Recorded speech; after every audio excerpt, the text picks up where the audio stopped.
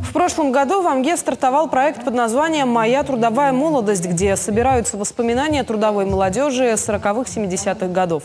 На днях стартовал второй этап проекта. Инициаторами проекта являются общественники села Алтан Рима Дичковская и Наталья Борисова. В 2021 году проект был поддержан главой УЛУСа Николаем Архиповым и софинансирован со средств грантовой поддержки. На днях подвели итоги первого этапа проекта и дали старт второму этапу. На сегодняшний день на видео снято 678 человек.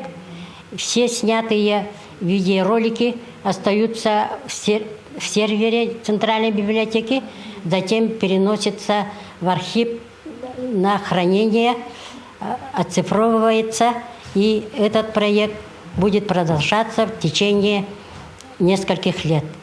К этому проекту мы привлекаем еще молодежь, и начиная со второго этапа молодежь Амги будет проводить работу по увековечению поколений 40-х, 50-х, 70-х годов.